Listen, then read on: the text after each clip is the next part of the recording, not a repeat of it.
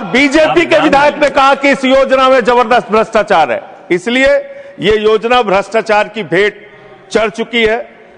उसमें से एक प्रमुख योजना है जिसका ढिंढोरा भारत की सरकार बार बार पीटती है, जल जीवन मिशन, जल जीवन मिशन, हर घर जल की योजना, हर घर जल की योजना।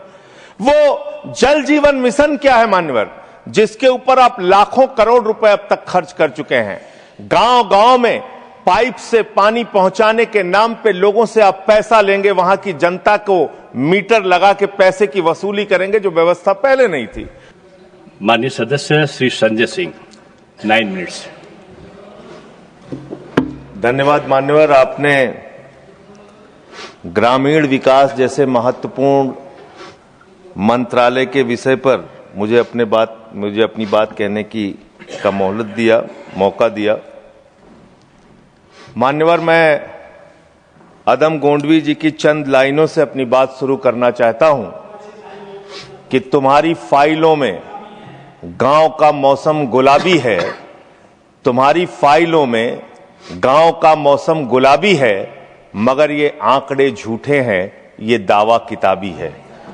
सर, भारत की सरकार ने जब विकसित भारत की कल्पना की है तो उस कल्पना के तहत गांव को कहां रखा है, आपके माध्यम से यह देश को मालूम होना चाहिए। हमारे टोटल बजट का भारत सरकार ने जो पूरा बजट 2026 और 27 के लिए प्रस्तुत किया मान्यवर, उसका मात्र 3.6% बजट ग्रामीण विकास के लिए रखा है। यह स्पष्ट करता है सरकार की मंशा को, यह बताता है कि ग्रामीण विकास के लिए आपकी सोच क्या है, ग्रामीण व्यवस्था को आप कैसे संचालित करना चाहते हैं, कितना विकास वहां पर करना चाहते हैं।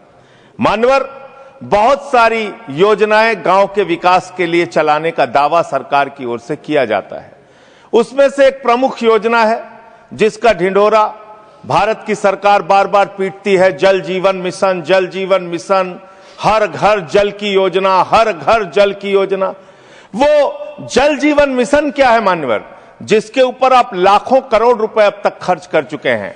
गांव गांव में पाइप से पानी पहुंचाने के नाम पे लोगों से आप पैसा लेंगे, वहां की जनता को मीटर लगा के पैसे की वसूली करेंगे, जो व्यवस्था पहले नहीं थी। उसके बाद आपने गांव गांव में सड़कों की खुदाई कर दी।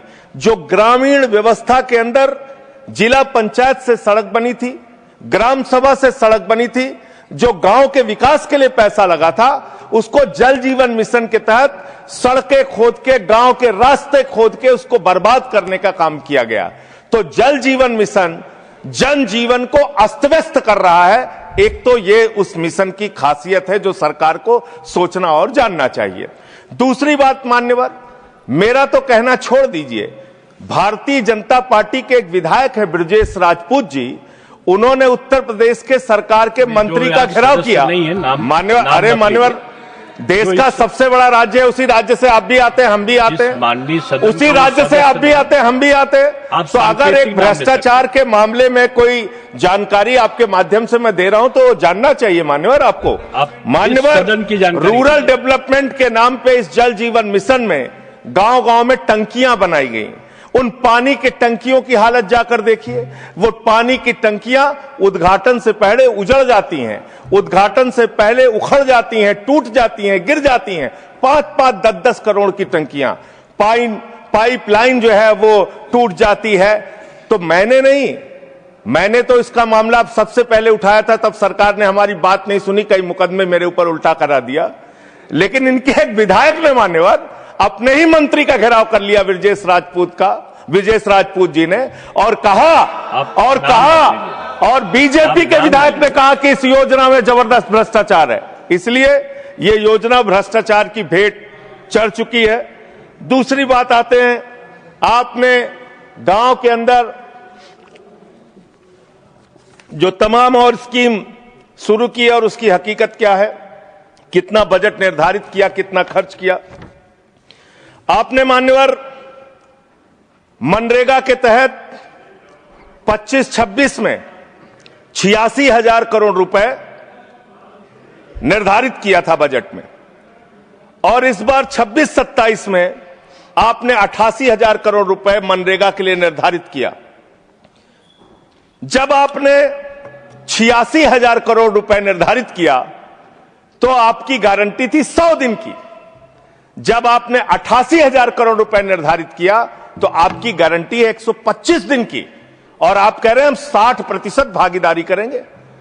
पिछले कई वर्षों से, जब से प्रधानमंत्री नरेंद्र मोदी जी बने हैं इस देश के, और जब से भारतीय जनता पार्टी की सरकार है, मनरेगा की स्कीम में इस सदन के अंदर मैं पूरे जिम्मेदारी से बोलना चाहता हूं, एक भी साल में 50 दिन से ज्यादा आपने रोजगार नहीं दिया।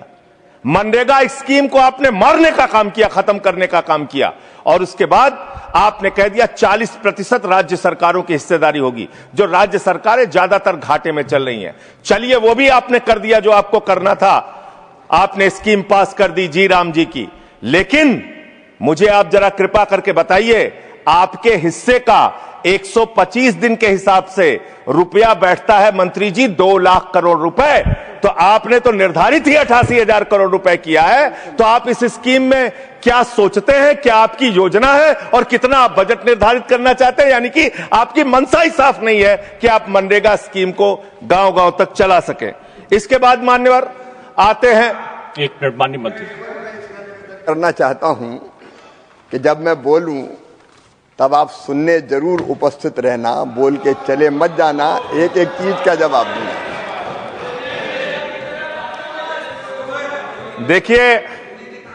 देखिए मान्यवर, भगौड़ा इस समय कौन है पूरा देश जान रहा है।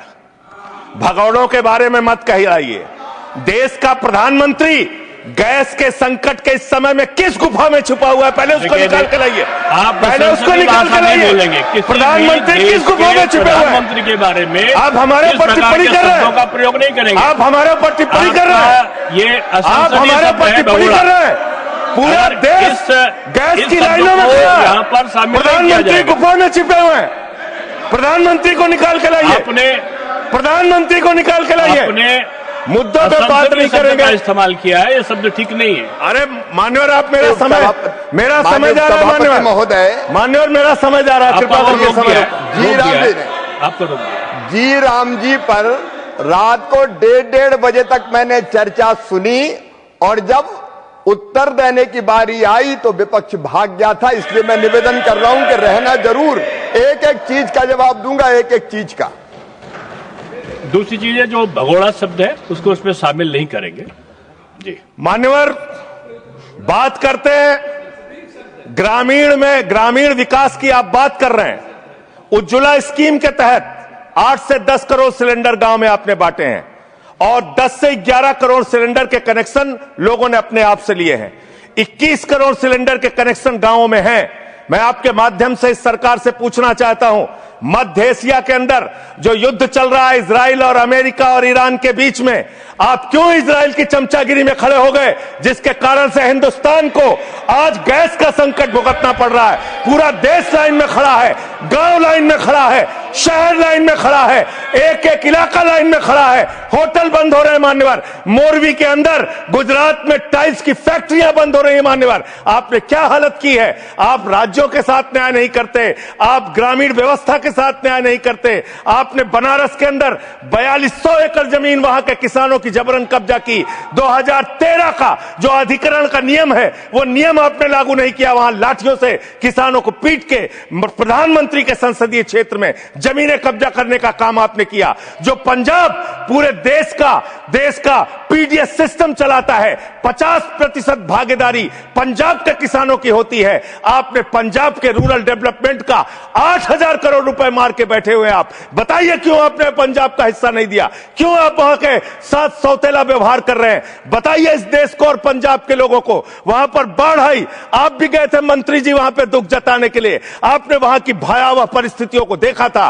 बावजूद इसके 1600 करोड़ रुपए की मदद आपने घोषित की थी। 16 पैसे आपने पंजाब को नहीं दिए। 16 पैसे। यह आपकी दुर्भावनापूर्ण नीति है जो राज्यों को भुगतनी पड़ रही है, जो देश को भुगतनी पड़ रही है। और ग्रामीण विकास के नाम पर आपने इस देश के गांव में रहने वाली जनता को लगातार धोखा देने का काम किया है, लगातार उनको ठगने का काम किया है। चाहे वो आंगनबाड़ी की स्कीम हो, आंगनबाड़ी की कार्यकर्तियां, हर काम में उनको आप लगा देते हैं, लेकिन आप उनको पैसा देने के नाम पर आपको हंसी आएगी। हंसी आएगी। आंगनबाड़ी की योजना गांव में ही चलती है, गांव में ही चलती है, हंसी आएगी आपको। मान्यवर, मैं अंत में एक ही बात कहना चाहता हूं। मंत्री जी ने कहा भागिएगा नहीं, मैं बिल्कुल बैठ के आपकी एक एक बात को सुनूंगा। मंत्री जी, ध्यान से सुनूंगा, जितनी बात मैंने कही है उसका पूरा जवाब दीजिएगा, और अगर आप जवाब नहीं दे पाएंगे तो मुझे भी उस वक्त बोलने का अवसर दीजिएगा। आप ही अकेले बोलने का अधिकार रखते हैं, ऐसा नहीं होना चाहिए। और दूसरी बात मान्यवर, दूसरी बात, इस समय भगौड़ा कौन है, ट्रंप की गुलामी कौन कर रहा है, पूरा देश देख रहा है। माननीय